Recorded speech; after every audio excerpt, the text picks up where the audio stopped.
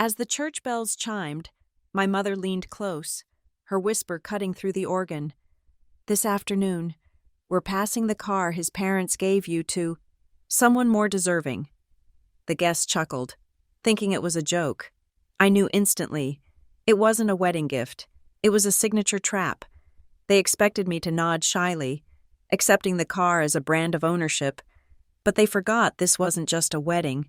It was the corporate battlefield I'd spent 6 months preparing. My name is Ava Merritt, and I am 29 years old.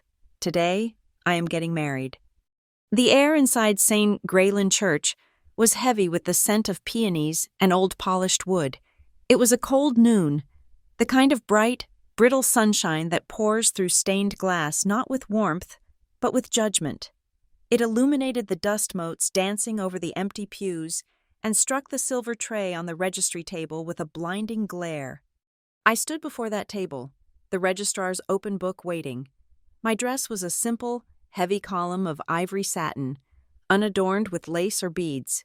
It was a practical choice, elegant but structural. It felt like armor, but the long sleeves couldn't hide the truth of who I was. As I reached for the archival pen, the light caught the constellation of calluses on my right hand, the small, hard ridge on my ring finger from 10 hours a day on a trackpad, the thickened skin of my palm from the edge of my laptop. These were not the soft hands of a society bride. They were the hands of a builder, a director, someone who lived in wireframes and sprint planning sessions. The organ, which had been playing a muted prelude, finally sighed into silence. This was the moment. The guests, a curated audience of Norchester's finest and Norcrest Dynamics executive tier, rustled in anticipation. My mother, Lorraine, stepped closer. The scent of her Chanel was a cloud, enveloping and suffocating. She didn't hug me. Instead, she placed her hand on my bare wrist, her fingers gripping just tightly enough to feel the bone. Her nails, perfectly manicured in a pale, predatory pink, pressed into my skin. She leaned in, her lips brushing the shell of my ear. Her whisper was for me, but her smile was for the room. "Darling," she murmured, her voice a warm, conspiratorial hiss. "Evan and I were just speaking with his parents. That lovely sedan they arranged for you. We've decided we're passing it to Harper this afternoon. Just a simple family transfer. You don't mind, do you?" The blood didn't drain from my face. It froze in my veins, turning to slush. Harper Prescott, my fiancé's younger cousin, and for the last 8 months, my executive assistant at Norcrest Dynamics, the one who fetched my coffee, scheduled my meetings, and I now understood, cataloged my vulnerabilities. A ripple of delighted sound went through the front pews. Aunt Caroline, Evan's mother, beamed and lightly applauded, as if witnessing an act of profound charity. I heard whispers, "How wonderfully generous." Lorraine raised her to be so thoughtful, already sharing everything, just like family should. They thought this was a performance of generosity. They thought I, Ava Merritt, director of product, was so overcome with bridal bliss that I was happily, graciously passing on a 6-figure gift. They saw a blushing bride. They had no idea they were watching a hostile takeover. I kept my gaze steady, not on my mother, but on my future husband. Evan Prescott stood beside me, immaculate in his custom suit.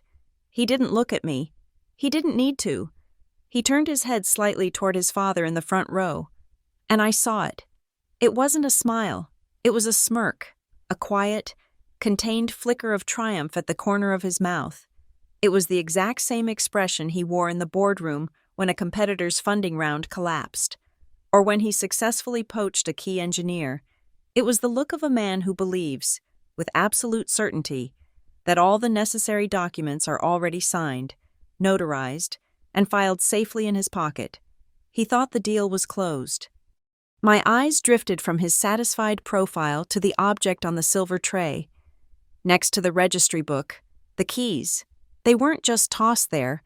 They were presented, a sleek, heavy fob, the modern, stylized logo of the automaker gleaming like a sigil, a seal, It wasn't a gift. It was consideration. It was the physical token of a contract I was meant to accept through my silence. My mother's fingers were still clamped on my wrist. The pressure was a reminder. Say yes, smile, be the good girl. But my mind was no longer in the church. It was 24 hours ago, in the silence of Evan's home office, a place I was never encouraged to enter.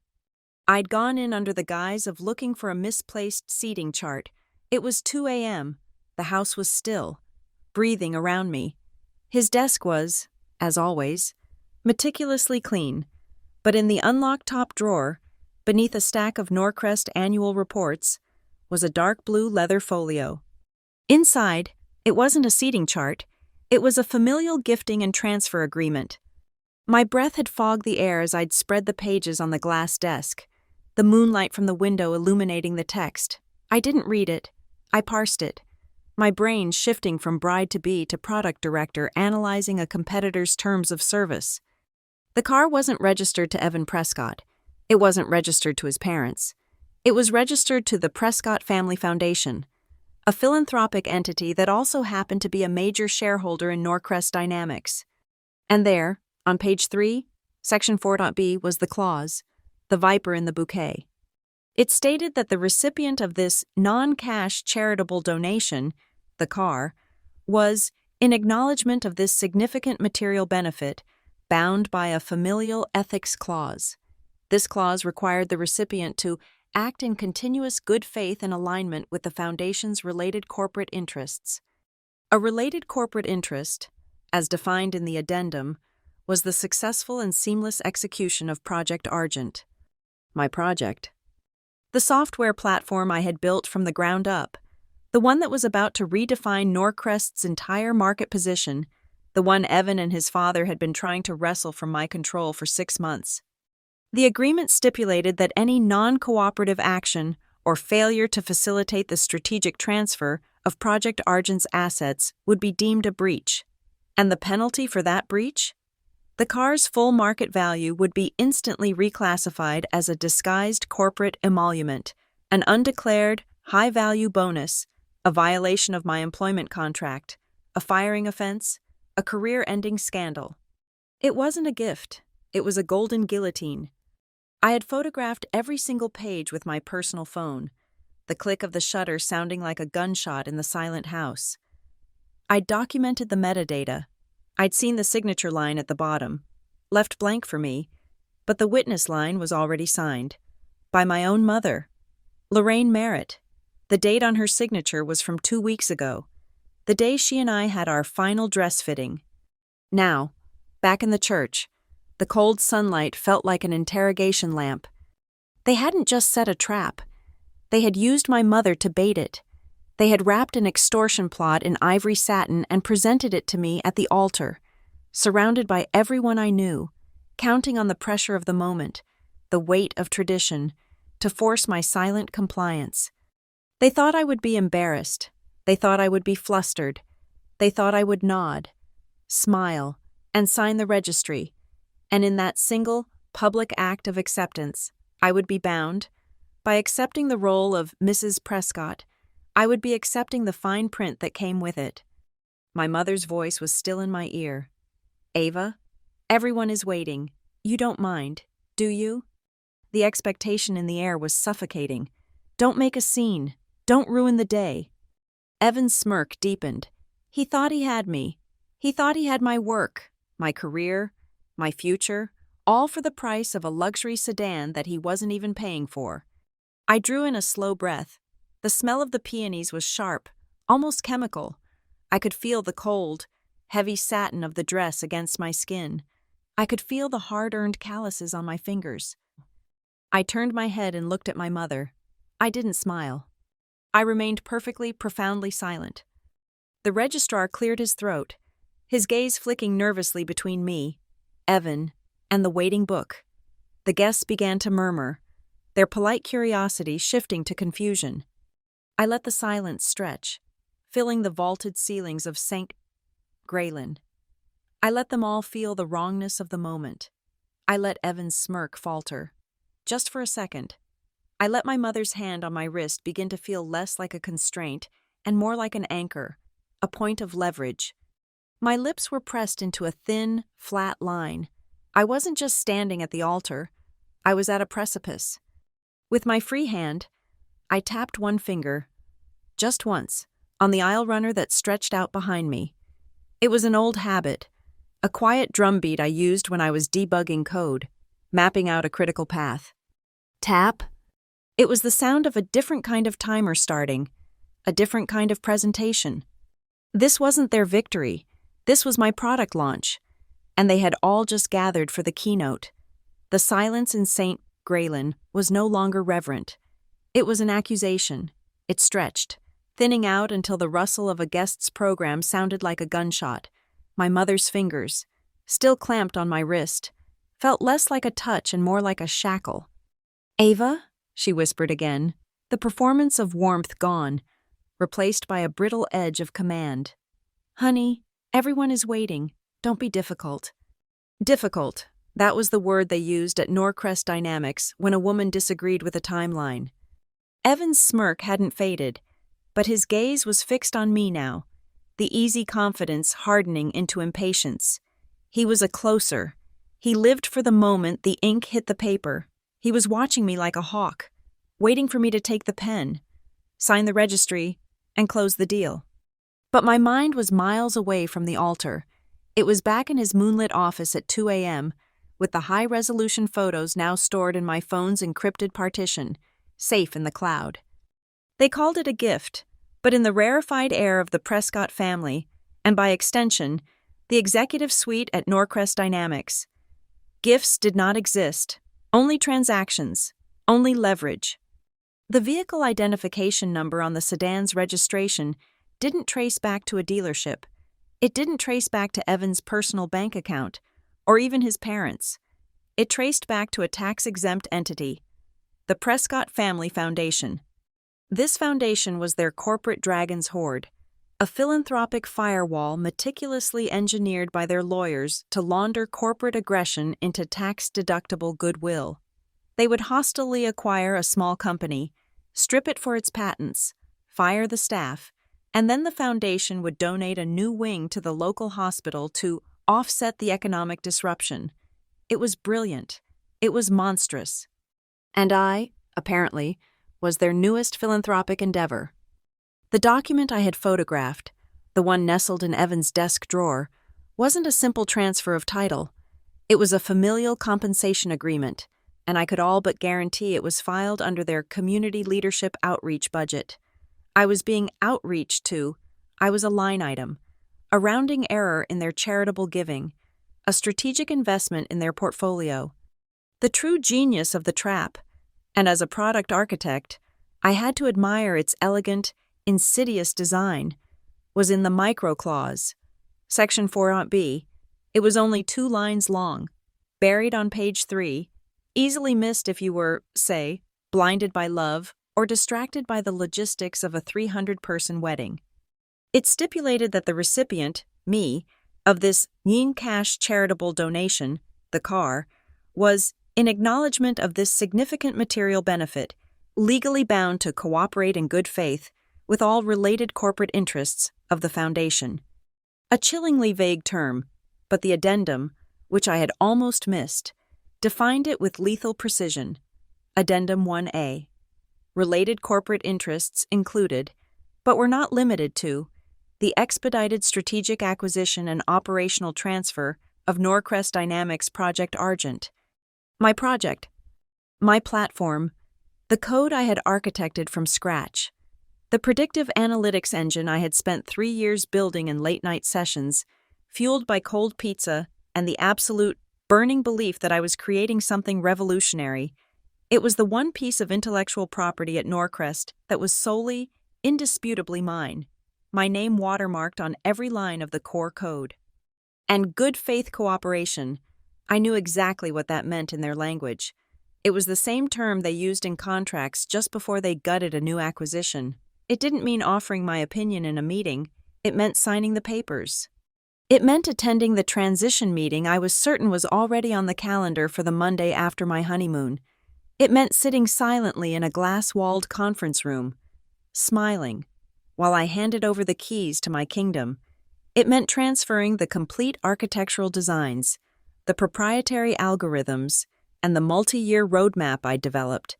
It meant watching, mute, as Evan and his father, the CEO, rebranded my work as the Prescott Initiative and took the credit, the bonuses, and the inevitable IPO it would trigger. That was the carrot, but the stick was the real masterstroke. What if I refused? What if I fought them? What if I stood up and said, "No, this is my work, you can't have it"? The agreement provided a clear, automated mechanism for that contingency. If I breached the good faith clause, the gift would undergo a magical, instantaneous transformation. The car's full, six-figure market value would be instantly reclassified, no longer a familial compensation, but an undeclared, non-transparent material benefit. They wouldn't just take the car back, they would report me. They would leak to the compliance department, their compliance department, that Ava Merritt, director of product, had solicited and accepted a massive, undisclosed bribe from a majority shareholder, the foundation, in exchange for, well, they would let the board fill in the blanks. They would frame it as me trying to extort them. It would be a career-ending ethics violation, a morals clause breach. I would be fired, not just fired, but radioactive, unhirable. The woman who tried to blackmail her own fiancé's family. They would destroy my reputation, my career, and my future with the very tool they had disguised as a wedding present. This wasn't Evan's play. Evan was a closer, a blunt instrument. He lacked the subtlety. This had the elegant, venomous precision of one person, Vivian Holt.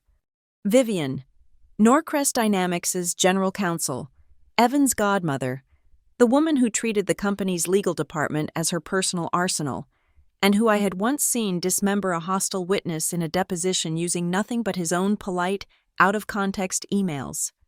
And she had gotten to my mother.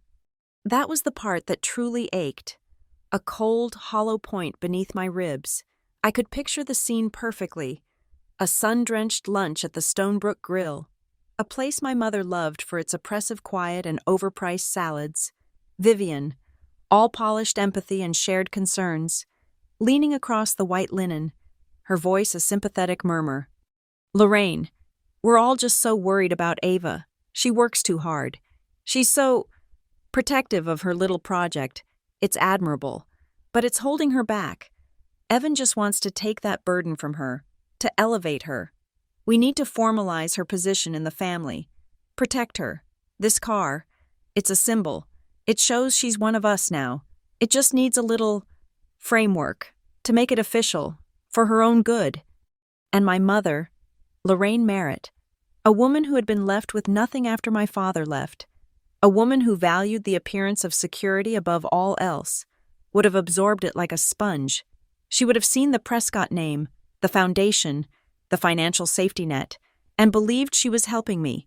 She had signed her name on the witness line, believing she was securing her daughter's future, not selling it. The entire conspiracy was constructed just like this wedding. It looked soft, beautiful, traditional. It was all pale peonies, soaring music, and ivory satin, but every thread was a high-tensile wire. This wasn't a bear trap, snapping closed with noise and violence. It was a net, a beautiful, intricate, priceless lace net that, once draped over you, tightened invisibly with every move you made, every polite smile, every thank you, every public nod of acceptance. It was all part of the entanglement. This was the Norcrest way. Business was never just business. It was intensely personal. They didn't have negotiations. They had friendly lunches. They didn't issue commands. They aligned on pathways. At Norcrest Dynamics, a casual lunch invitation was a subpoena. A compliment on your recent success was a prelude to an audit. And this time, they had merged the merger and acquisition dossier with the ceremony planning. My veil and my non-disclosure agreement had become the same document. The car, that gleaming new sedan sitting out in the church parking lot, the one Harper was now slated to receive, it was just the bait. It was the cheese, a disposable prop. The real trap was the signature, my signature. First, on the registry, publicly accepting my new name and my new family, and then, I was certain, on the gifting document itself, which they surely had waiting on a silver platter at the reception, right next to the champagne fountain. They needed my public, smiling compliance. The registrar cleared his throat again, a nervous, papery sound. Ms. Merritt? My mother's nails dug into my wrist. Ava, stop this. You are making a scene. I wasn't making a scene. I was evaluating one. I looked at Evan. His impatience was now a visible, pulsing vein in his temple. He thought this was a moment of bridal jitters. He thought this was the last, predictable hurdle before the finish line. He thought he had me cornered.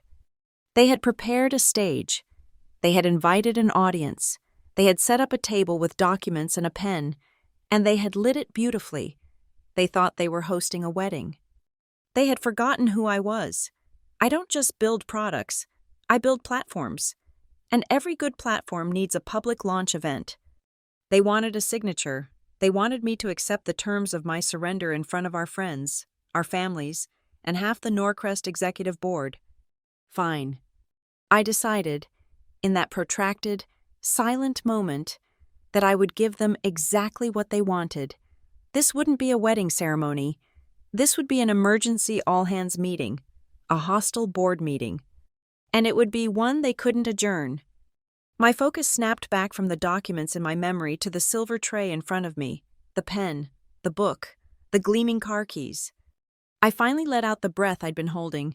I turned to my mother, and I gave her a small, tight, accommodating smile. I let my hand, the one with the calluses, relax under hers. Of course I don't mind. Mother, I said, my voice clear and steady, ringing out with perfect bridal grace in the silent church. A gift is just a gift. After all, it's the spirit of the thing that matters. Evan's entire body relaxed. The smirk returned. Triumphant. He'd won.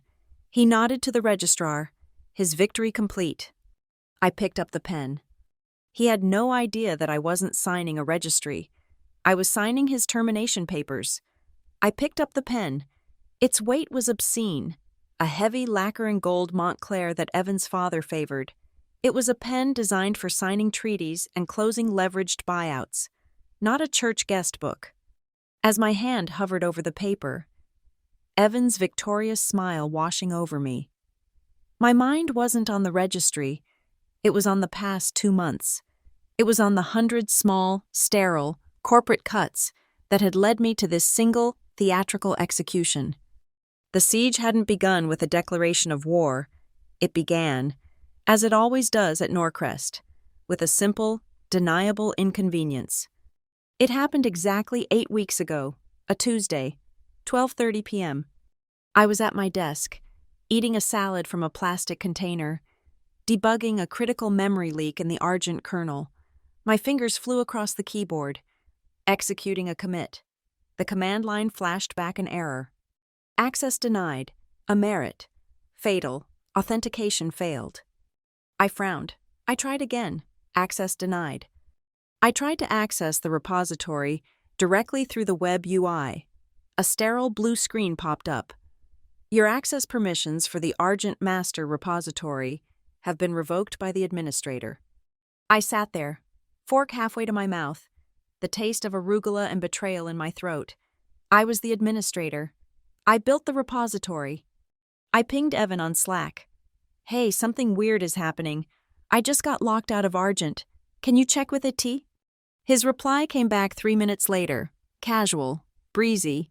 Hey, babe, just a tech glitch. They're migrating servers. Don't worry about it.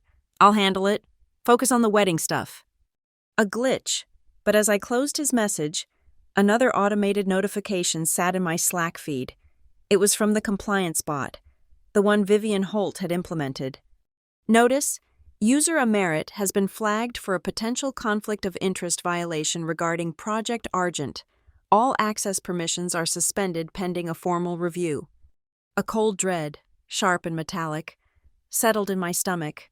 A glitch doesn't trigger a compliance bot. A glitch doesn't use the words conflict of interest. That was legal language. That was Vivian's language. The next day, the draft merger plan appeared in my inbox. It was sent from a junior VP in strategy, a man Evan golfed with. The subject line was innocuous. Quick thoughts before the steering committee? I wasn't on the steering committee. I opened the attached PowerPoint. It was a 50-slide deck detailing the Norcrest Prescott strategic realignment, and there, on slide 34, was the new org chart. Project Argent was no longer listed under my product division. It had been moved directly under Evan, under a new entity called Prescott Initiative. And my name? It was there, in a small, dotted line box off to the side, unconnected to the main structure. My title wasn't Director of Product, it was Ava Merritt, Temporary Consultant, Transition Phase. I felt like I couldn't breathe. Temporary Consultant. It was corporate for fired, but we'll let you clean out your desk. That's when Harper's role began to change. Harper, my assistant, Evan's cousin, the one I had trained, mentored, the one who always loved my UI suggestions. Suddenly, Harper was too busy to get my coffee. She was needed by the strategy team. She began attending the VP-level meetings I was suddenly not required for. "Don't worry, Ava," she chirped, her smile never quite reaching her eyes. "I'll take meticulous notes for you." Her notes were a masterpiece of strategic obfuscation. They were perfectly polite, professionally formatted, and contained absolutely zero substance. They were lists of action items without context. Key takeaways without data. Discussed. Argent Q4 roadmap alignment. Decision. Agreed on go-forward path for platform monetization. She was a corporate spy, hiding in plain sight, logging my every move while filtering my access to my own project. Then, the puzzle piece of my mother clicked into place. I came home one evening to find my mother, Lorraine, buzzing with a smug, satisfied energy. "I had the most wonderful lunch with Vivian Holt today," she announced, pruning a gifted orchid in our living room. "At the Stonebrook Grill, Evan arranged it. She is so polished. Ava, so intelligent." I froze. "Vivian, what did she want to talk about?" "Oh, just you," my mother said, snipping a healthy stem. "She's very fond of you. She worries you're taking on too much," she said, and I thought this was so wise. She said, "Sometimes the smartest girls try to do everything themselves when they should let the adults clear the path." My blood ran cold. Let the adults clear the path. The sheer, weaponized condescension of it. Vivian wasn't having lunch with my mother. She was conducting an interview. She was assessing my mother's loyalty, her pliability. She was identifying her as an asset, and my mother, dazzled by the Stonebrook Grill and the proximity to Prescott Power, had rolled over completely. She was now an unsecured network, leaking data, vulnerable to any payload Vivian wanted to send. The final, brazen act of theft came a week later. I was forwarded a different pitch deck, this one intended for external investors. My jaw tightened as I clicked through the slides. They were my slides. Not just the data, not just the concepts, they were verbatim screenshots of my prototype, my wireframes, my UI mockups, the ones I had stayed up until 3 a.m. perfecting, the unique data visualization tools, the dashboard I had personally designed. It was all there. And at the bottom of every single slide, in the crisp, approved Norcrest font, was the credit line, "Source, the Prescott Initiative." My name was nowhere. It was as if I had never existed.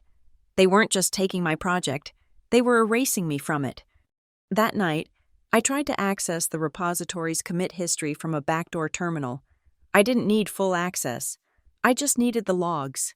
I needed the permanent, blockchain-level record of every line of code I had ever written, every change I had ever made. Error. Repository history has been archived and locked by admin Vul Holt.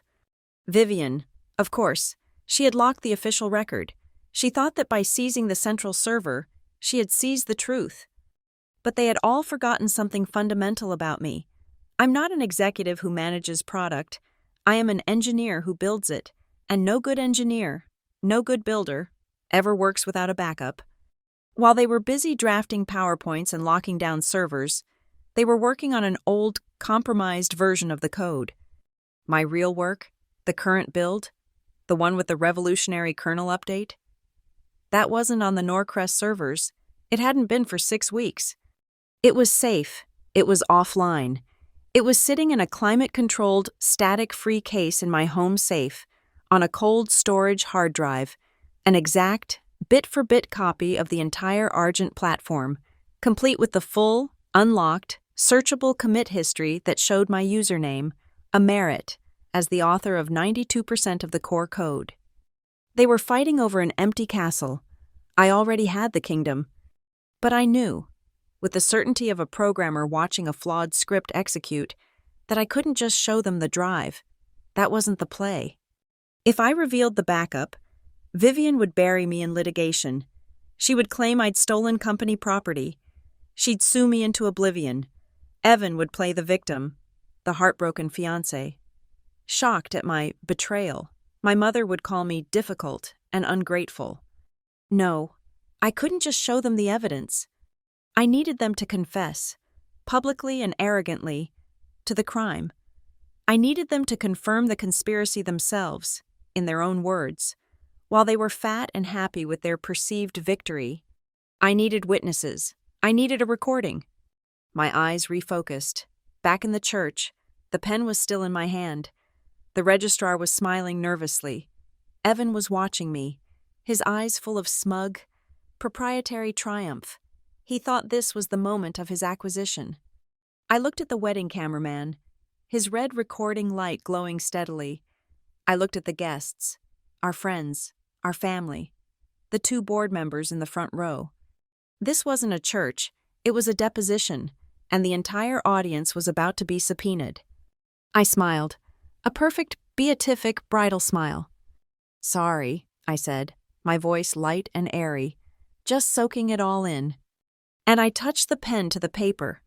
My signature on the church registry was a flawless, looping forgery of compliance. Evan beamed, squeezing my hand as if I were a new acquisition, his relief palpable. He thought the negotiation was over. He didn't know I was just reviewing the final evidence, collected less than 12 hours ago, in the dark, under the sulfur-yellow glow of a streetlight. The night before the wedding, the rehearsal dinner had been a blur of performative toasts and air kisses, with Vivian Holt watching from a corner table like a smiling warden. Evan was buoyant, magnanimous, already the conquering hero. Around 11 p.m., as guests were leaving, I'd found him by the valet stand. I'd leaned into him, a perfect imitation of a giddy, overwhelmed bride. "Evan," I'd whispered, "I haven't even really seen the car yet. It's all been such a rush." I'd given him a shy look. "Could I just take it for a quick drive? Just around the block? I want to feel what it's like before. You know, tomorrow." He had loved it. The request was so perfectly, reassuringly materialistic, so non-threatening. It confirmed his belief that I was a simple creature, dazzled by his wealth, excited by shiny new toys. "Of course, babe," he'd said, laughing. He'd pressed the heavy fob into my hand, his thumb brushing mine. "Don't scratch it.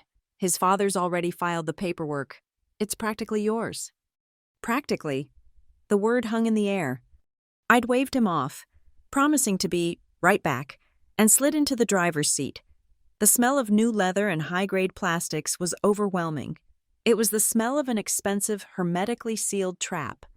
I hadn't started the engine. I hadn't even put the fob in the ignition. I just sat in the driveway, the dome light off, the only illumination coming from the street. My heart wasn't racing. It was slow, methodical, each beat a cold, measured thump. This was not a test drive. This was a forensic sweep.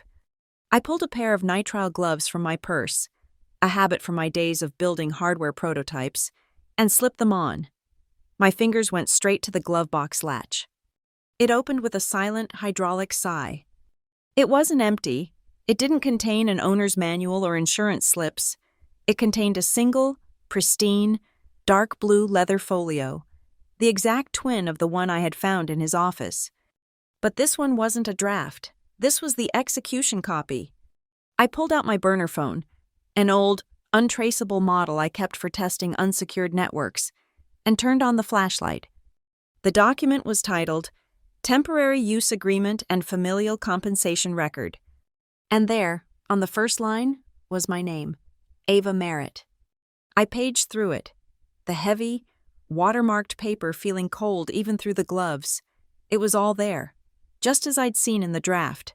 The link to the Prescott Family Foundation, the non-cash charitable donation status.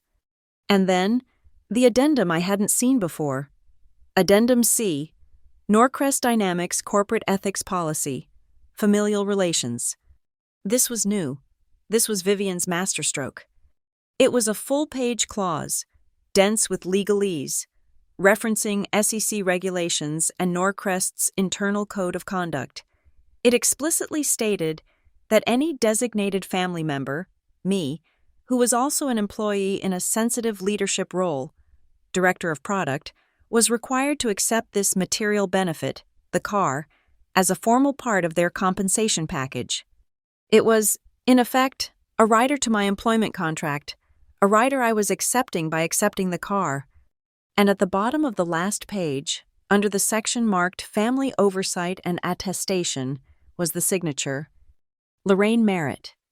My mother's looping, vain signature, the date, noted in a crisp, paralegal's hand, was 2 weeks ago, the day of our final dress fitting and mother-daughter bridal portraits.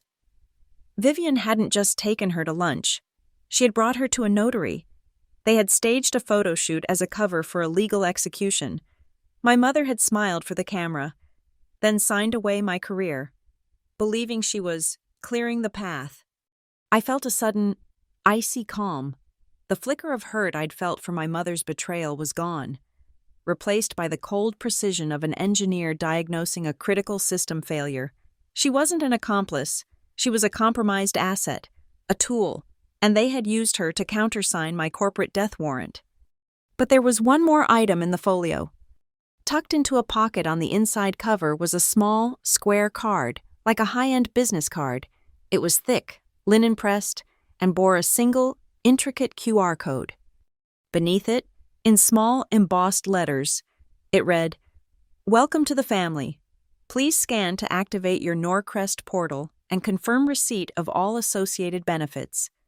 I aimed my burner phone's camera at it. I didn't scan it. That would be like pulling the pin on a grenade. Instead, I simply brought the code into focus.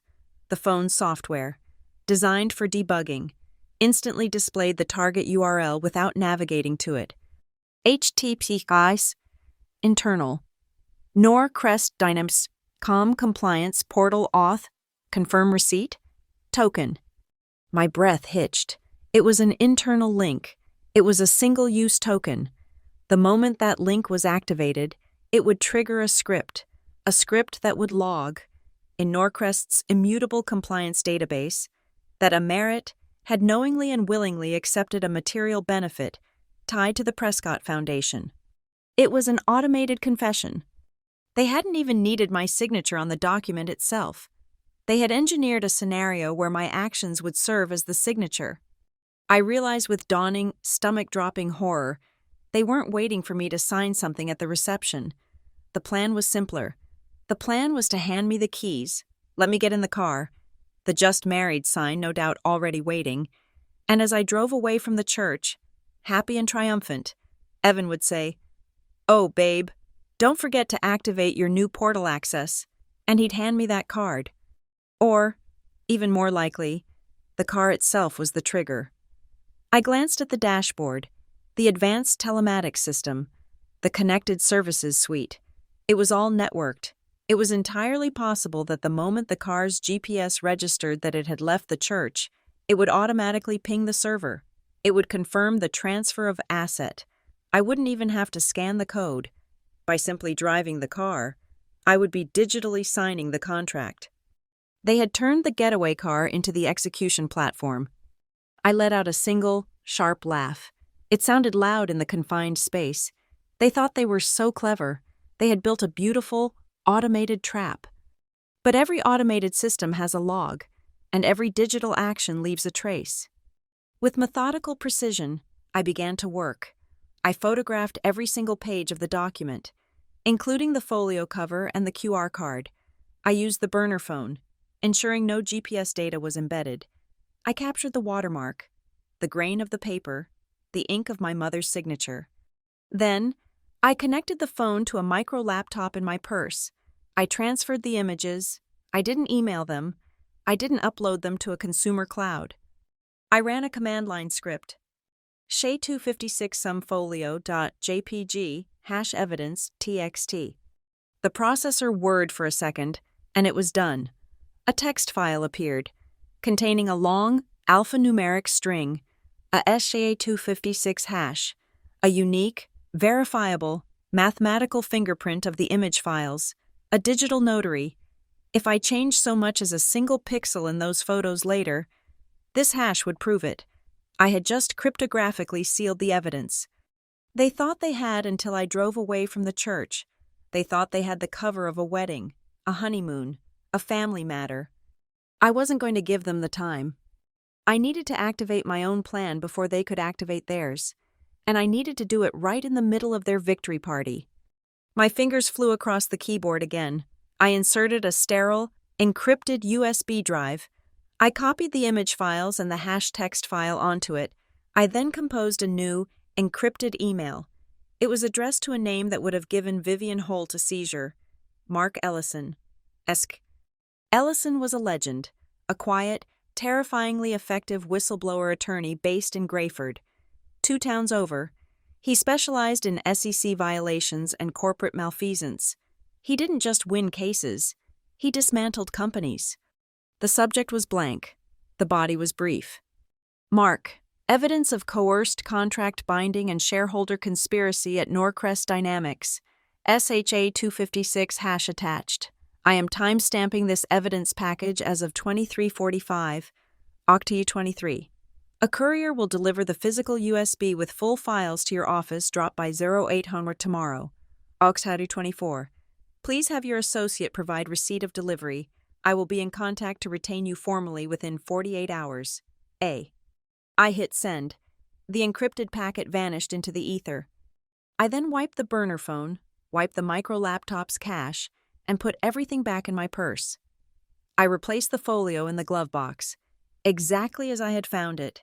I wiped down the interior, the fob, the door handle. I got out of the car, closed the door with a soft thud, and walked back to the party, my heels clicking on the pavement. Evan was waiting, his arm draped around Harper, both of them laughing.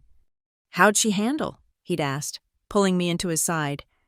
"Like a dream," I'd replied, smiling up at him. "Absolutely perfect. I can't wait to drive it tomorrow." His kiss was proprietary, a seal of ownership. I'd kissed him back, my mind cold and clear. The trap was set, the evidence was logged, hashed, and in the hands of an attorney, the timeline was locked. All that was left was to push the button. And now, standing at the altar, pen in hand, I looked at the expectant, triumphant faces of my fiancé and my mother. They thought they were waiting for a signature. They had no idea the server was already pinging. The button was already pressed. The ceremony was a masterpiece of compressed time. The vows I'd written, I promised to honor the truth, especially when it is difficult, passed Evan's lips with an ironic hollowness that made me want to laugh. We'd kissed.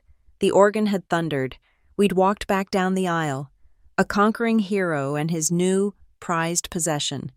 Now, we stood in the grand foyer of the Norchester Country Club, the reception unfolding before us. The room was bathed in amber light, the clinking of glasses and the low hum of polite society chatter forming a wall of sound. Evan's hand was a permanent fixture on the small of my back, guiding, possessing. He thought the battle was over. He didn't realize the kill box was just now being set. My countermove had been in place for weeks, a silent, parallel project running alongside their conspiracy. It was a checklist of quiet, irreversible actions. First, The Trojan Horse. 3 weeks ago, I had tasked Harper with coordinating the reception AV. "Harper, darling," I'd said, in my most frazzled bride voice, "I'm so behind. Could you please just handle the DJ and the slideshow? You have such great taste." She had preened, delighted to be given control, to be my handler. Yesterday, I'd sent her the file. Evan Ava, Memories, Final V4, MP4. "It's just some photos of us," I'd written. "A little surprise for him. Can you make sure the AV tech gets this exact version? It's the only one with the corrected music." Her email confirmation, which I'd immediately backed up to my encrypted drive, was a digital fingerprint. "Received. Ava, looks amazing. So romantic. I've already passed it to the tech team and confirmed the handoff. They know only this file is to be used. You can count on me." 8. She had just personally authenticated my evidence. The file wasn't just photos, it was a meticulously edited sequence. The first minute was exactly as advertised. Blurry photos of Evan and me in college, laughing on a sailboat, but I had used a non-linear editor to inject split-second frames, flashed at 0.1 seconds each. They were too fast to be consciously perceived but slow enough to create a jarring, sickening sense of wrongness. They were subliminal cuts of the leaked HR document changing my title to Temporary Consultant, the screenshot of the Prescott Initiative slide deck, my prototype designs plastered under their name, the date of the corporate restructuring, today, our wedding day. The cameras were next. When we'd booked the videographer, I'd insisted on a premium live event package from a broadcast-level company, not a simple wedding videographer. I'd told Evan it was because I wanted cinema quality. The truth was, I wanted a 3-camera switched feed. I had personally approved the camera plot. Camera A was on a dolly. Free roaming for romantic color. It was the decoy. Cameras B and C were the weapons. Camera B was locked on a static wide shot of the head table. Camera C was a tight 2-shot, framed perfectly on Evan's seat and the one beside it, reserved for his godmother, Vivian Holt. They were, at this moment, being fed directly to a hard drive recorder at the AV station, a feed the tech, my tech, not the club's, was monitoring. Then, the seating, the physical architecture of the trap. I had agonized over the seating chart, my mother and Vivian complaining about my strange choices. I hadn't seated my mother next to Vivian. That would be too obvious, and they might whisper. Instead, I'd placed Lorraine 1 seat away from Vivian, with an innocuous cousin I knew to be a quiet drinker placed between them. It was a classic acoustic gambit. It forced them to lean across the cousin, to speak slightly louder, to project. Their heads would be angled perfectly toward the centerpiece, which, under its cascade of peonies, held a high-sensitivity, broadcast-quality microphone I disguised as a floral frog. That mic was, in turn, feeding the main audio for the video recording. Every celebratory murmur, every conspiratorial whisper between them, would be captured with perfect, damning clarity. Fourth, the payload, the menus. Every guest had one, heavy, cream-colored cardstock, embossed with a tasteful A&E monogram, and at the bottom, just above the wine pairings, was a small, elegant QR code. The text beneath it was camouflage. Scan here to view Ava and Evan's full photo gallery and to upload your own photos from our special day. A lie. It didn't link to a photo album. It linked to a static, anonymously hosted microsite I had built and deployed to a server in Switzerland. The site was password protected. The password? Argent 1.8. The site's title, visible only after login, was simple: disclosure of coercive benefit and conspiracy to commit intellectual property theft, Norcrest Dynamics. It hosted the entire data dump, the high-resolution images of the glovebox documents, the SHA-256 hash file, time-stamped by Ellison's law firm, a clear, concise narrative I had written, outlining every step of their plot. It was the digital twin of the file my whistleblower attorney had received this morning. It was a press release waiting for a journalist. Fifth, the trigger. I needed to control the exact moment the slideshow played. I couldn't leave it to the DJ or the wedding planner, who was firmly in my mother's pocket. The lead videographer, the ex-broadcast professional I'd hired, had received his final instructions in a sealed envelope this morning, along with a cash bonus. The note inside was simple. You will disregard any cues from the wedding planner or the DJ regarding the memories video. The file you will play is the one on the encrypted red USB drive I provided, labeled A&E Final Cut. Your cue to play this file is not on the schedule. The cue will come from me, the bride. During the speeches, I will tap my champagne flute with my knife. 1 tap is for silence. 2 taps is for a toast. If I tap my glass 3 distinct times, you will hit play on the red USB file, immediately, no questions.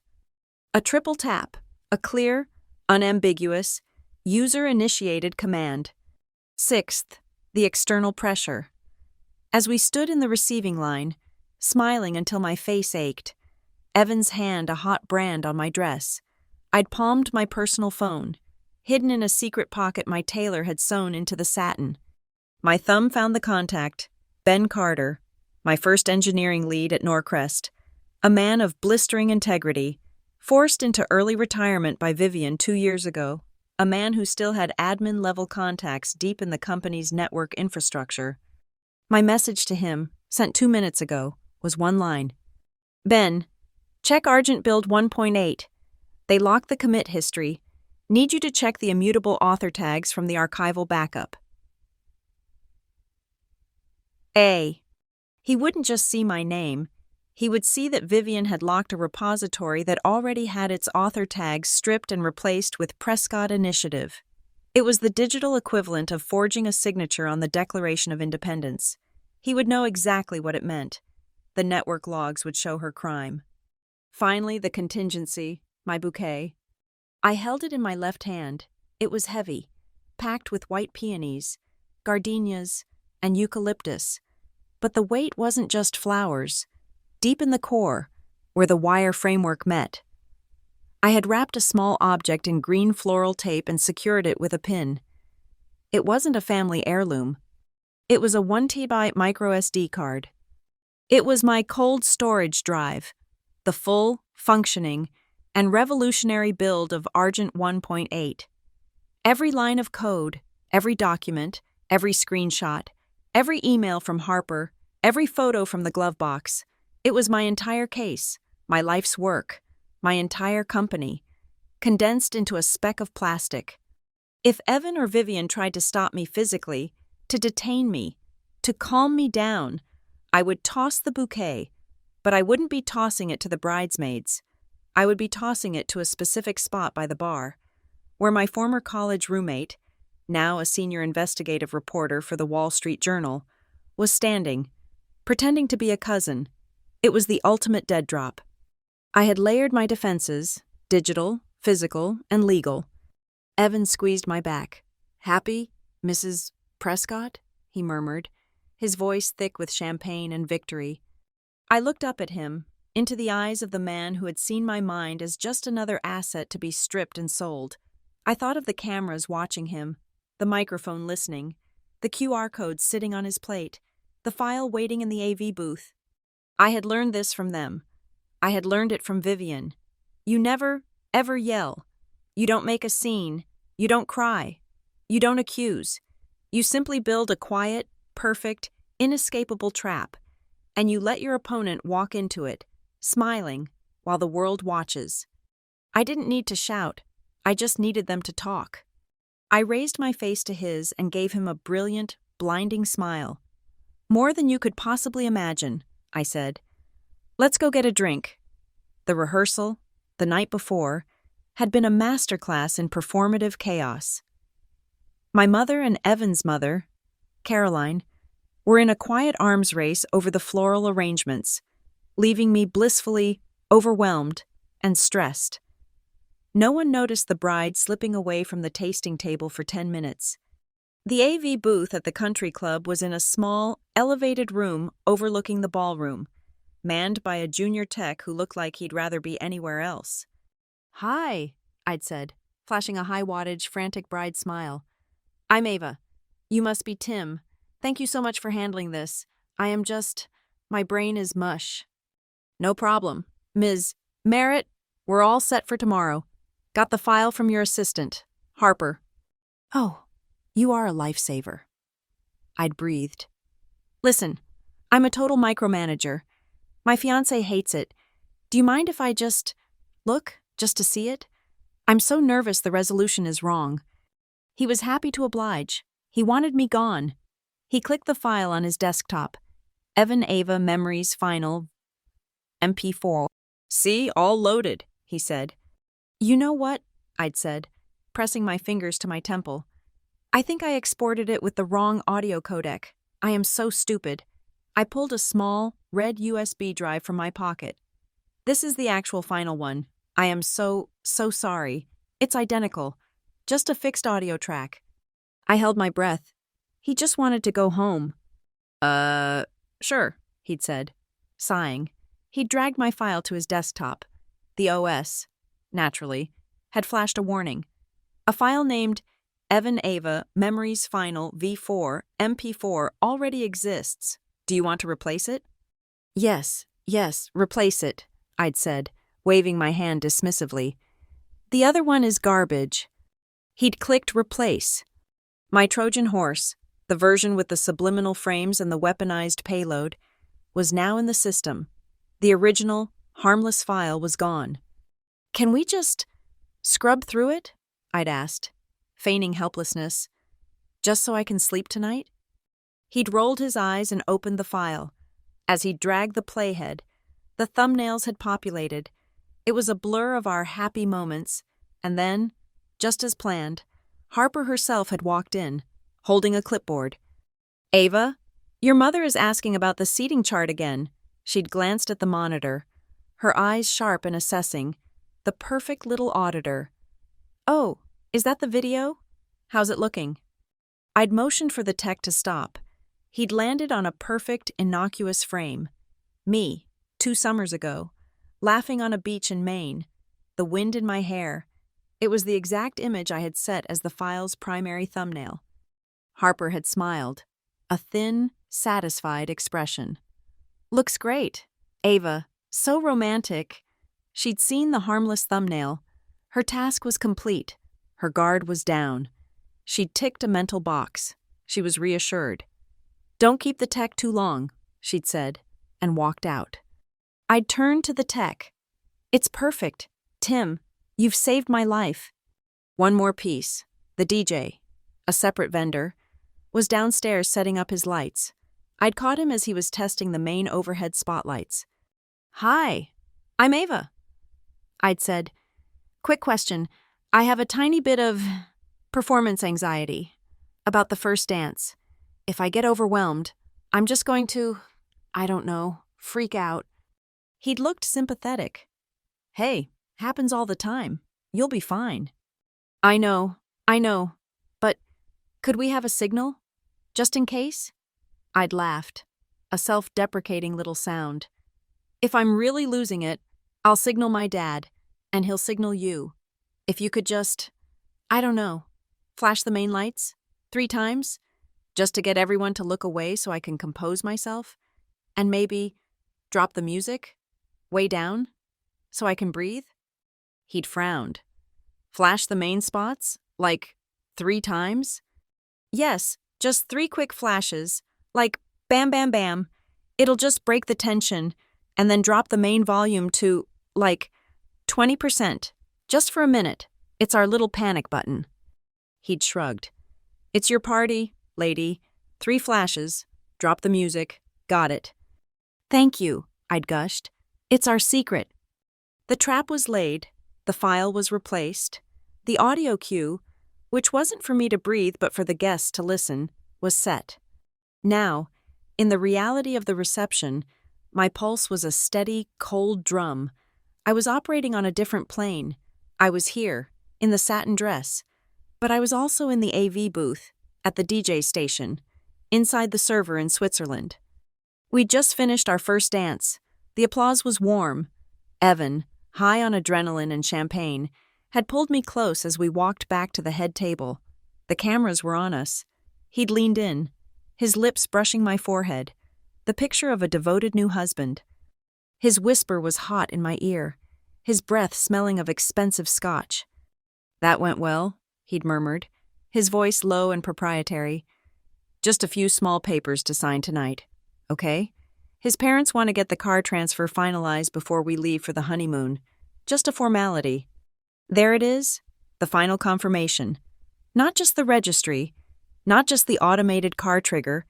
They needed a hard copy, wet ink signature on their gifting document, the one I'd photographed. They were building a fortress of redundancy, and I was about to blow up the foundation. I'd tilted my head back, my eyes wide with adoration, my hand on his chest.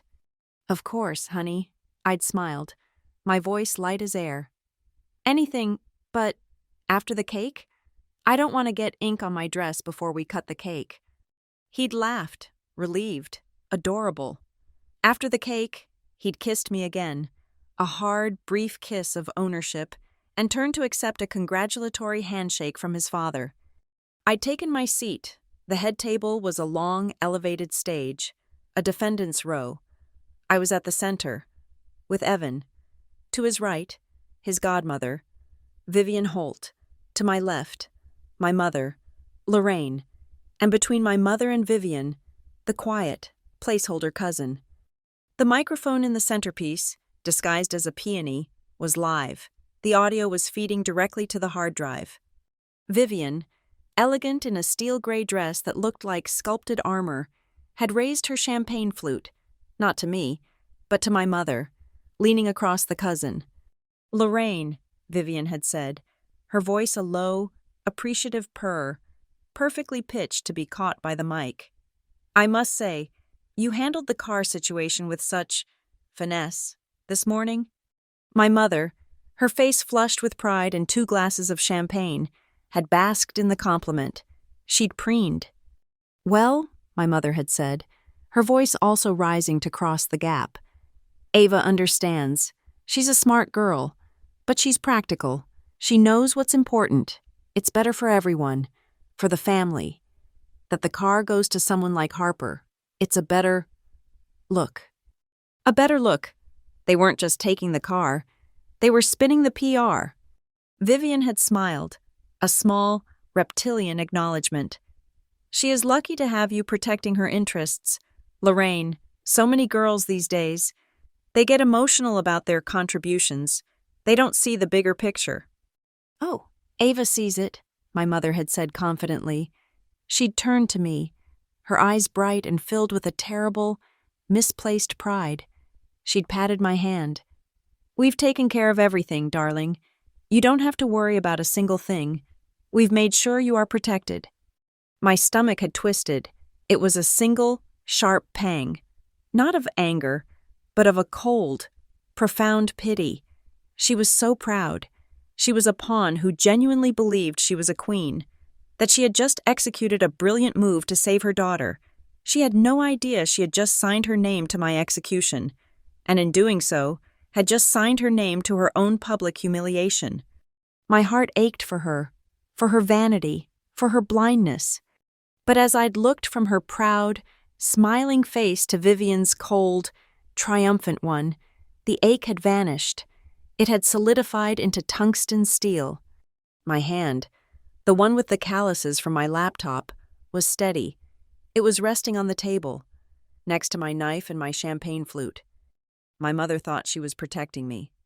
I was about to show her what protection actually looked like.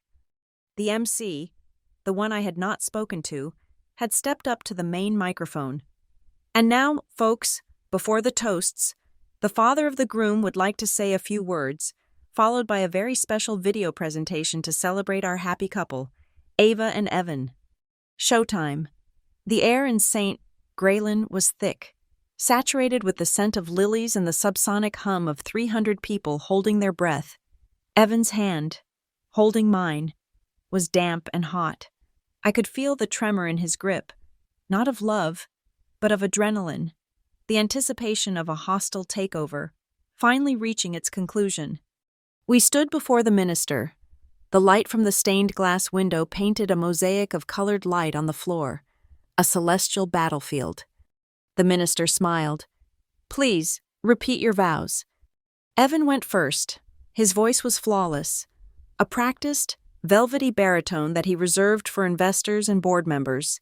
He spoke of forever, of devotion, of building a life together. The words were smooth, hollow, perfect projectiles. Then it was my turn. I turned to face him, my grip on his hand steadying. My own hand, the one with the calluses, firm against his. I did not look at the minister. I did not look at the audience. I looked directly into Evan's eyes. Ava, I said, my voice not the whisper of a bride, but the clear, measured tone of a director giving a keynote.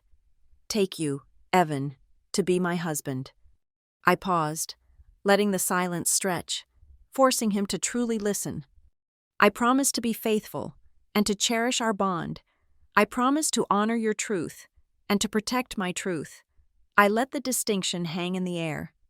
And I promise to protect the truth, always. I gave his hand a small, deliberate squeeze, especially when it scares us. His answering smile was indulgent. A flicker of confusion quickly papered over. He thought it was romantic, poetic. He didn't understand. It wasn't a vow. It was a mission statement. And the truth, I was discovering, didn't scare me at all. You may kiss the bride. His kiss was not tender. It was a seal, a stamp, the hard proprietary press of a man who has just closed a deal. It was ownership. The organ thundered. The guests erupted in applause. We were pronounced. We were one. We were, in the eyes of the law and this audience, a single, indivisible entity, just as his lawyers had planned. We walked the aisle, a blur of smiling, weeping faces. My mother, in the front row, was dabbing her eyes, radiant with a victory she didn't understand. We were ushered not to the waiting limousine, but to a small, oak-paneled anteroom just off the narthex. Just to sign the registry before the receiving line, the wedding planner chirped. The room was quiet, insulated from the joyful chaos outside, and the wedding planner was not alone. A woman I didn't recognize was standing beside the antique desk. She was young, sharp, dressed in a severe black suit, holding a leather folio. She was not church staff. She was, I recognized instantly, one of Vivian Holt's junior legal associates, moonlighting as an event coordinator. "Congratulations, Mr. and Mrs. Prescott," she gushed, her smile all teeth. "Just a few items from the family to sign for before you head to the reception." On the desk was the official church registry. Yes, but beside it was the dark blue leather folio I knew by heart, the one from the glove box. Evan, beaming, stepped up beside me. He was in his element now. The romance was over. The transaction was here. He nodded to the associate, who opened the folio directly to the last page. The signature page.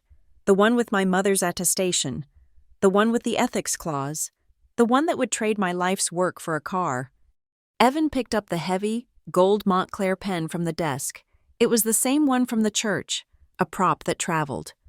"Here we are, Mrs. Prescott." His voice was a low, triumphant purr. He placed the pen in my hand, his fingers closing over mine for a moment. His smile was no longer for a bride. It was the smile of a contract signing, of a patent secured, of a competitor's assets finally liquidated. My hand was rock steady. I looked down at the paper, at the line waiting for my name. This was the moment, the good faith acceptance, the public, willing act of compliance. And the videographer I had hired, the ex-broadcast professional, was in the doorway, his red light glowing, capturing intimate, candid moments, just as I had instructed. I looked up at Evan. My voice was a perfect bridal whisper, just loud enough to be caught by the camera's shotgun microphone. "Evan," I murmured, my eyes wide and trusting. "Before I sign, this is just a gift, right? It's not business?" He laughed, a short, dismissive, proprietary sound. He cupped my face, his thumb pressing into my cheek, a gesture that looked like affection but felt like a warning. "Darling, don't be silly," he whispered back, the audio feed capturing every syllable. "We're one now. We're a family. What's mine is yours. It's just paperwork. Sign the paper. Ava." It was the verbal confirmation I needed. On camera. It's just paperwork. A lie. Recorded for posterity. I smiled. A mask of pure, unadulterated joy. Of course, it's just all so overwhelming. My other hand, which had been hidden in the folds of my dress, came up. It held a single, thick, cream-colored correspondence card. It was from the identical stationery set I'd had placed on the desk, the ones for guest well-wishes. In one swift, practiced motion, a sleight of hand I had rehearsed 100 times, I placed the blank card over the lower half of the signature page. It was a perfect alignment. It completely covered the signature line, the addendum references, and my mother's attestation. All that remained visible at the top was the title, Familial Compensation Agreement. To any casual observer, it just looked like the bottom of the page. "Okay," I breathed, feigning a happy tremor. Deep breath. I raised the pen. Across the room, I saw Vivian Holt. She had materialized in the doorway, standing just behind the cameraman, her eyes fixed on my hand. She was here to witness the kill. With a happy looping flourish, my hand steady as a surgeon's, I signed my new name, Ava Merritt Prescott, directly onto the blank card. The camera's red light was a burning eye. Across the room, I saw Vivian give a short, sharp, satisfied nod to Harper, who stood just behind her, holding her phone. Done. The signal was given. The deal was closed. I put the pen down. I fanned the ink dry on the blank card, my smile never faltering. Then, I picked up the signed blank card and handed it, with a bright smile, to the legal associate. "Here you go," I said cheerfully. "Please add this to the main gift registry file. We'll get to the rest after the honeymoon." She took it, her brow furrowed in a flash of confusion. But she was a junior. She did as she was told. She slipped it into her own clipboard, separating it from the blue folio. Then, as Evan turned to accept a backslapping hug from his father, who had just entered, I calmly, smoothly, closed the dark blue leather folio. The original, unsigned document was still pristine inside. I tucked it into my own bridal satchel, a simple ivory bag my tailor had lined with signal-blocking fabric. "I'll handle our personal papers," I said to Evan, tapping the bag. He didn't even look. He was too busy being the conquering hero. "All set?" Arthur boomed, clapping him on the back. "All set," Evan replied, grabbing my hand and pulling me toward the door, toward the applause. "She's officially one of us." At the reception, my hand rested on the table, my knife, my champagne flute. The MC had just announced the very special video presentation. Evan, sated and victorious, pulled me onto his lap. "Smile, babe," he whispered, his arm a band of steel around my waist. "Everyone's watching." "I know," I whispered back. I reached for my champagne flute and my knife. He frowned. "What are you doing?" "The video's starting." I looked him right in the eye. Tap. A single, high crystalline clang cut through the air. The MC, who was walking off stage, paused. The chatter in the room quieted. Tap. The sound was louder this time, sharper. Evan's hand tightened on my waist. "Ava, stop it. What are you doing?" I smiled at him. "It's our panic button, darling." Tap. The third and final strike, the trigger. The house lights went black. The music cut. The room plunged into a silent, breathless, terrified dark, illuminated only by the two massive, blindingly white screens coming to life. The triple tap of my knife against the glass was a gavel. Clang, clang, clang. Absolute black. The DJ, obeying his panic cue, hit the master kill switch. The warm amber uplighting vanished. The string quartet's music, which had just swelled for the father-daughter dance, was sliced into silence. The entire sound system, save for the AV rig I controlled, went dead. 300 guests were plunged into a shocking, profound void. A collective, audible gasp sucked the air from the room. Women screamed. "What's happening?" my mother shrieked, her voice thin and terrified in the dark. Evan grabbed my arm, his fingers biting into my skin. "Ava, what is this? What did you do?" "Whump!" Two blinding white rectangles ignited in the blackness, 20 feet wide, on either side of the ballroom. The two massive projector screens. They were the only light in the room, casting a stark, cinematic glare over the sea of confused, pale faces. Then, the audio, not from the DJ, from my video file. A sweet, swelling orchestral piece of music filled the silence. On the screens, the title appeared, in a soft, scrolling font. Evan and Ava, Our Story. Relief, confused, nervous laughter rippled through the guests. They thought it was a technical glitch, a dramatic start to the slideshow. Evan's grip on my arm loosened slightly. He was still furious, but confused. "A little much, don't you think?" he hissed. The first photo appeared. Me and him, young, in college, laughing on a quad. Next, us on a sailboat, the exact thumbnail Harper had approved. She, too, would be relaxing. "It's fine. It's just the video." Next, us at Christmas, his arm around me, in front of a tree. The music swelled. It was romantic, lulling. Blink. It was gone. A one-frame flash of white. A single line of black text. User Amerit flagged for conflict of interests. Blink. Back to us. This time on a ski lift, smiling. A guest in the front row murmured, "Did you see that?" Blink. A different image. A PowerPoint slide. An organizational chart. My name, Ava Merritt, in a small, dotted line box to the side. The title, Temporary Consultant, Transition Phase. Blink. Back to us, clinking champagne glasses at a restaurant. Evan was no longer confused. He was frozen. He knew those slides. The music built to a crescendo, and the images began to flash faster, subliminal, sickening. A photo of us. Blink, the HR document. A photo of us. Blink, the slide with my prototype.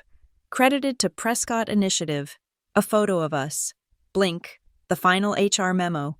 The text highlighted in yellow. Effective date of restructuring, October 24th. Today, our wedding day. The romantic music scratched, like a needle being dragged across a record, and died. A new slide appeared and held. It was a high-resolution, sterile photograph of the inside of a car's glove box. The room was dead silent. Next, the dark blue leather folio. Next, the cover page. Temporary use agreement and familial compensation record. Next, the addendum. Addendum 1A. Expedited strategic acquisition and operational transfer. Project Argent. Next, the ethics policy rider. Required to accept this material benefit. Next, the signature page. My mother's looping, familiar signature, dated 2 weeks ago. Next, the small, elegant card with the QR code. Next, the debug URL, https, internal, Norcrest Dynamics, compliance, portal auth, confirm receipt. And finally, the SHA-256 hash string, with the timestamp from my attorney's server, 2345, October 23rd, last night. Evan was trying to stand, but I was still partially on his lap, a dead weight. "Ava, stop this," he whispered, his voice a raw, terrified rasp. Before he could move, a new sound, a voice, Vivian Holtz. It was the audio from the centerpiece microphone, clean and damning, now playing over the main speakers. The screen switched to the tight shot of camera C, showing Vivian and my mother. Recorded just 10 minutes ago, the room was now hearing what I had heard. Vivian's voice. "Lorraine, I must say, You handled the car situation with such finesse. This morning. My mother's voice. She's practical. She knows what's important. It's a better look. Vivian's voice. She is lucky to have you protecting her interests. They get emotional about their contributions. They don't see the bigger picture. My mother, at the head table, made a small, strangled sound. She looked at Vivian, her face a mask of dawning horror. The playback stopped. The screen froze on the image of the falsified signature page. The room was a tomb, and into that tomb, the live hot mic in the centerpiece was still working. Vivian, her face pale, leaned now, live, toward Evan. Her whisper, intended for him, was instead broadcast to 300 guests. "She's bluffing," Vivian hissed. "She signed the paper. I saw her sign it. Evan, shut her down. We have the signature. What is this? What's left to say?" From down the table, Harper's thin, panicky voice was also captured. "The board meeting. It's on the schedule for next week. It's all set. It's done." The conspiracy wasn't an allegation. It was a confession. A collective, horrified gasp. This wasn't a joke. This was real. The two Norcrest board members in the front row were not looking at me. They were looking at Vivian, their faces like carved stone. Phones, which had been put away, came out. A sea of small, red recording lights aimed at the head table. Evan finally found his strength. He shoved me off his lap, sending me stumbling. He stood, knocking his chair over with a crash. "Ava!" he roared, his true voice, the boardroom killer voice, echoing in the hall. "What the hell are you doing? You're insane. This is our wedding." I stood calmly, smoothing the front of my satin dress. I picked up my personal phone from the table. "No, Evan," I said. My voice, calm and clear, was picked up by the podium microphone. "This was your hostile takeover. I'm just presenting my findings to the shareholders." I aimed my phone's camera at the QR code on the menu in front of me. I tapped the screen. My phone's display was instantly mirrored onto the two giant projectors. The guests watched as my phone scanned the code. A login prompt appeared. I typed the password, Argent 1.8. The website loaded. The title filled the 20-foot screens in stark, black letters. Disclosure of coercive benefit and conspiracy to commit intellectual property theft. "You turned my wedding into a conspiracy," I said to Evan, my voice cutting through the silence. "I'm just returning the favor." You signed it," Evan screamed, his face purple. "You signed the contract. You're in breach. That's my project. Mine. The Prescott Initiative." "Is it?" I said. I tapped my phone.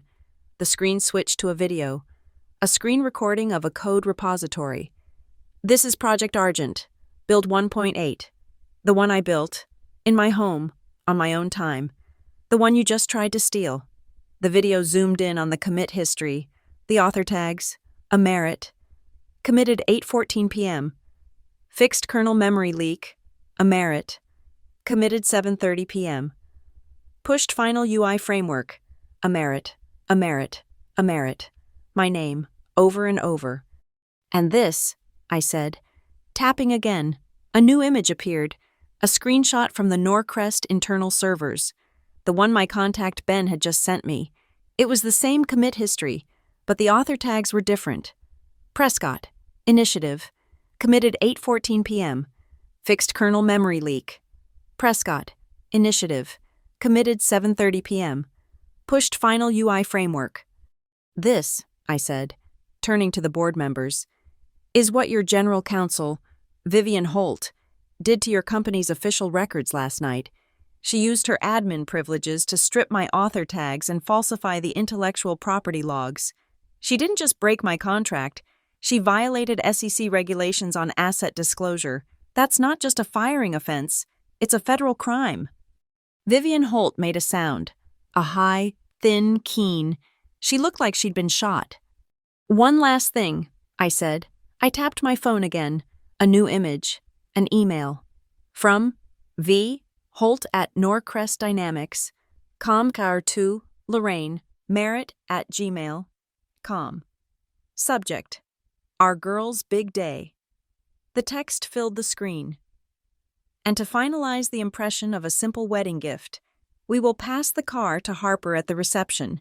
It completes the narrative and legally severs Ava's claim to the asset. My mother let out a single, devastating sob. It was the sound of a life shattering. The room was a tomb. The reveal was complete. I tapped my phone, and the screens went black. The DJ, seeing his chance, slowly brought the house lights up to a dim, sickly yellow. 300 faces, a gallery of shock and pity, stared at the head table. Evan was shaking, his handsome face a mask of pure, unadulterated hatred. You signed it. You bitch. I saw you. Vivian saw you. You signed it. We have you.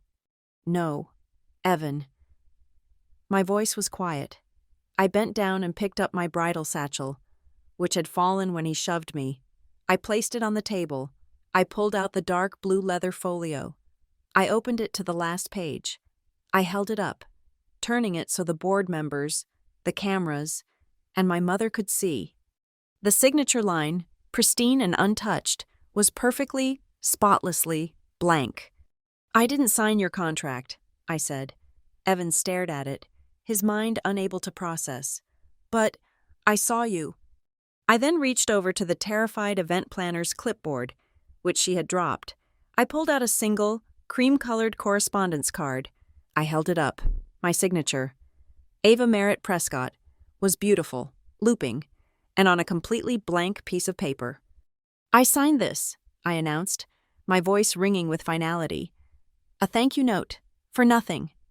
I looked at Arthur Prescott, his face ashen, at Vivian Holt, who was being quietly spoken to by one of the board members, at my mother, who was weeping into her hands, and finally at Evan, my husband of 2 hours, a man I now realized I had never known at all. I do not accept the car, I said, my voice like ice. I am not selling my team. I am not transferring my work. I let the blank, signed card flutter from my fingers. It landed on the floor by his feet. And I am not your wife. Congratulations on your successful merger. The room was not silent. It was dead. The dim yellow house lights cast a sickly pallor on the 300 frozen faces. The only sound was my mother's ragged, hysterical sobbing, a terrible, thin sound in the vast ballroom. Evan stared at the blank card I'd dropped, then at the unsigned folio in my hand. His mind, so quick to calculate profit and loss, was failing to parse this. It was an error. Divide by 0. He had the signature. He saw the signature. But, he stammered, his voice a pathetic fraction of his boardroom roar. Vivian. The sound of a heavy door opening at the back of the ballroom made everyone turn. Framed in the doorway, silhouetted against the dark hallway, was a man. He was tall, thin, and wore a perfectly tailored suit that looked like it was spun from shadow. He carried a single, large manila envelope. He didn't walk. He proceeded. He moved through the tables of stunned guests like a shark gliding through a reef, his eyes fixed only on the head table. Vivian Holt saw him. Her face, already ashen, turned the color of dry clay. "No," she whispered, her voice caught by the still live microphone. "Oh God, no." The man was Mark Ellison, escrow, my attorney. He reached the head table, ignoring the Prescott family, ignoring my weeping mother. He walked directly to me, his expression one of neutral, professional courtesy. "Ms. Merritt," he said, his voice quiet but carrying in the dead silence. "I'm returning your escrowed materials." He placed the large manila envelope on the table in front of me. On its wax seal was a notary's stamp, the date and time clearly visible. October 24th. This morning. The physical USB drive I had couriered to him. "The hash file you submitted last night at 23:45, Ellison continued, "matches the enclosed data package perfectly. The chain of custody is secure, as requested. We have already filed the preliminary disclosure forms with the SEC's whistleblower office as of 9:15 a.m. today, citing securities fraud and falsification of corporate records. Vivian Holt made a sound, a high, thin keen, like air escaping a punctured tire. In the front row, the two Norcrest board members, men who sat on the audit and compensation committees, finally broke their paralysis. They looked at each other. It was a single, imperceptible nod. Then, as one, they both pulled out their phones. They weren't calling security, they were calling their lawyers. The company was now officially in play. Vivian, seeing her career disintegrate, tried one last, desperate gambit. She lunged for the podium microphone, her hand shaking. "This is ridiculous!" She tried to laugh. A terrible barking sound. This is a family misunderstanding, a lover's quarrel. She's overwrought. This is highly inappropriate. The MC, the poor man whose event had been hijacked, was standing near the AV booth, wringing his hands. He looked at Vivian, his face pale, and spoke into his own headset mic, his voice suddenly booming over the speakers. "Ma'am," he said, his voice shaking, I have to inform you. Per the client's contract, this event is being live-streamed to a private internal portal for guests who couldn't attend." Vivian froze. "A what?" I looked at her. "The Norcrest internal portal. Vivian, the same one you used for that QR code. I just widened the guest list. I imagined the entire compliance department, most of the engineering pool, and probably the Wall Street Journal reporter I sent the link to are all watching. Right now." Evan, his face a mask of purple, apoplectic rage, finally moved. He lunged at me, not like a husband, but like a thug. He grabbed my arm. "We are leaving. We are going to talk about this in private." I didn't pull away. I simply stood my ground. I looked at his hand on my arm, and then I looked directly into the lens of camera C, which was still live, its red light a burning eye. "We are talking privately. Evan," I said, my voice cold and clear. "We're talking privately in front of the board, our families, and everyone we've ever worked with. Now, I suggest you take your hand off my arm, unless you want to add assault to the SEC filing." He recoiled as if I had burned him. The vibration came from a dozen phones at once, a low synchronized buzz from the guest tables. My college roommate, the reporter, looked down at her phone, her eyes wide. She looked up at me, stunned. "Ava," she breathed. My new message, a pre-scheduled email I had set to send the moment my phone connected to the ballroom's Wi-Fi, had just gone out. The recipients, everyone in my contacts list. The subject, FW, Norcrest Dynamics. Internal announcement, Harper Prescott promotion. On the giant screens, which I still controlled, the email flashed into view. It was a real email, one that Harper herself had forwarded to the social committee yesterday. "Team," her email read, "thrilled to announce my promotion to junior strategist. A huge thanks to the Prescott family for this opportunity.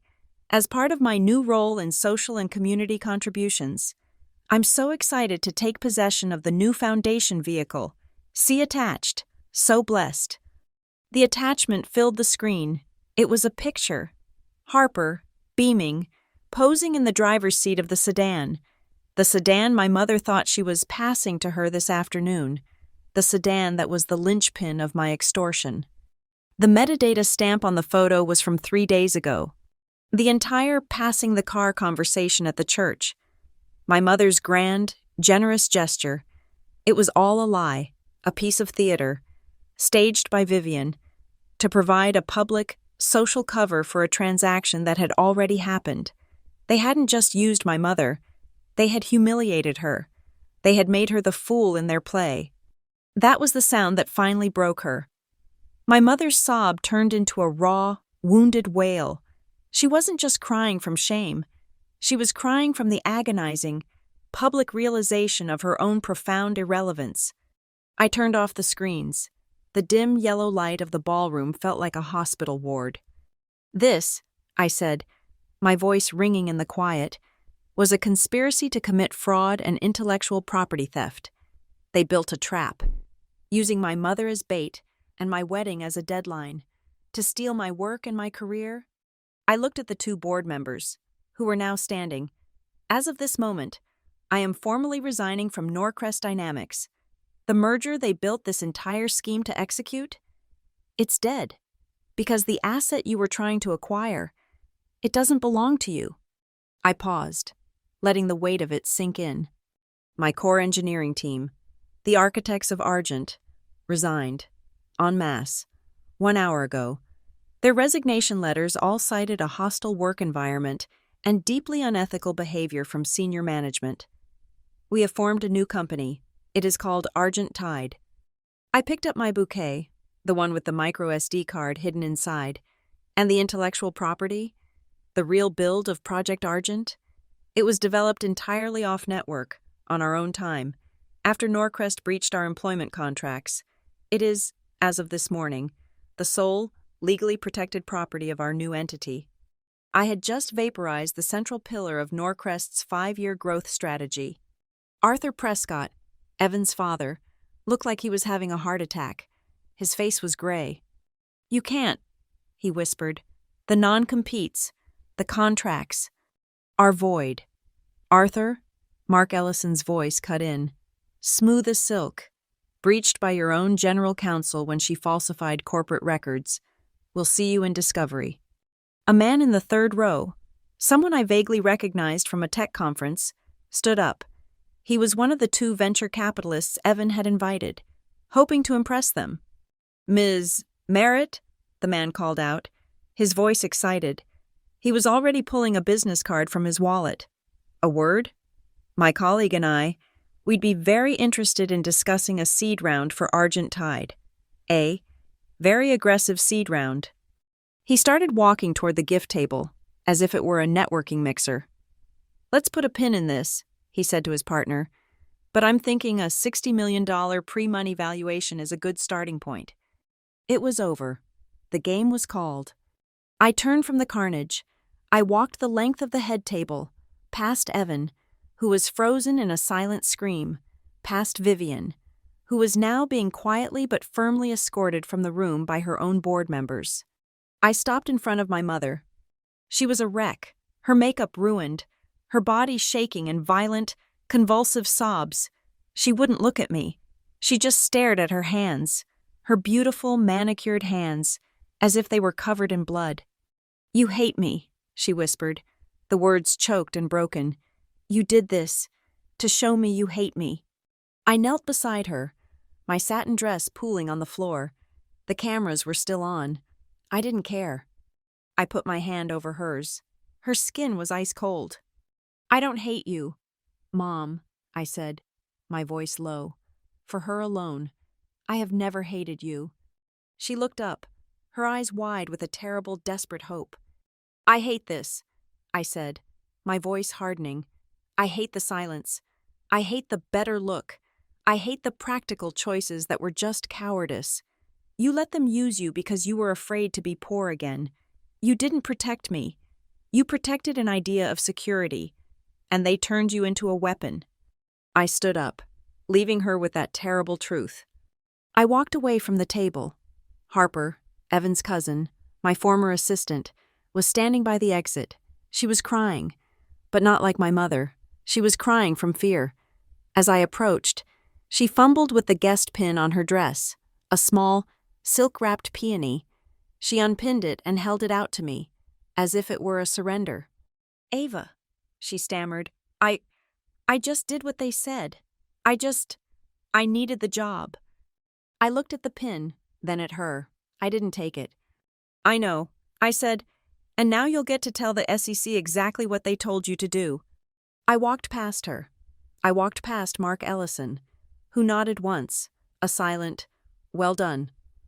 I walked through the main doors, out of the ballroom, leaving the wreckage of the Prescott family and Norcrest Dynamics behind me. A boardroom fire still burning in the reception hall. I stepped out of the heavy oak doors, back into the day. The reception hall, with its wreckage of a boardroom, the weeping, the shouting, the sudden, frantic energy of lawyers and investors, felt a universe away. I was back on the steps of St. Graylan Church. The moment was gone. It was just me. The cold noon sun, which had felt like an interrogation lamp hours ago, now just felt like light. It fell in a single, hard, white stripe across the ivory satin of my dress, cleansing it. My hand, the one that had held the pen, unclenched, the heavy bouquet of peonies, the one with my life's work nestled inside, was still in my grip. I let my arm fall to my side. The bouquet dropped. It hit the stone pavement with a soft, heavy thud. The impact was just enough. The small, green-taped object I had wired into its core broke free from the floral tape, the micro SD card. My entire company, my future, skittered from the ruined flowers. It glinted once, a tiny, brilliant spark of light on the gray stone, and then lay still, a speck of plastic, worth more than the entire Prescott merger. I left it there. My reporter friend, my cousin, was already moving, bending down to fix her shoe. The handoff was complete. A car pulled up to the curb, its engine a low, familiar rumble. Not the gleaming, silent luxury sedan, not the gift, not the trap.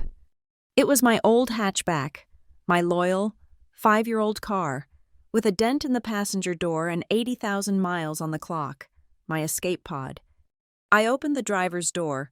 I didn't care about the satin dress bunching up. I reached into my bridal satchel, the one still holding the unsigned, voided contract, and pulled out a small, laminated card. I had made it 2 weeks ago. I placed it on the passenger seat, facing out, in simple, black, sans serif font. It read, "Property of no one." The news was already spreading, the shockwaves from the reception hall radiating outward, faster than any car. I could already hear the echoes of the whispers that had started as I'd walked out of the ballroom. My God, she just tanked the whole merger. Vivian Holt. They're saying federal fraud. Argent Tide. They're already funded. I slid into the driver's seat and pulled the door shut. The sound was solid. Final. A figure rushed up to the window, and I flinched. But it was just the cameraman, the broadcast professional, his red light still on. He had followed me, dutiful, to the very end. He was documenting the escape, not just the wedding. He filmed me as I grabbed the seatbelt, pulling the rough nylon strap across the delicate satin. I clicked it into place. I paused, my hand on the key in the ignition. I turned and looked directly into his lens. I looked at him, at the board members, at Vivian, at Evan, at my mother. I looked at everyone who would ever watch this tape. "At my wedding," I said, my voice slow, clear, and cold. "They tried to make me sign away my work with a car." I turned the key. The engine roared to life. "I'm passing it back." My hand moved to the gear shift. My face was not angry. It was not triumphant. It was not sad. It was calm. I put the car in drive, and on that quiet, peaceful smile, the frame froze. Black. Thank you so much for listening to this story.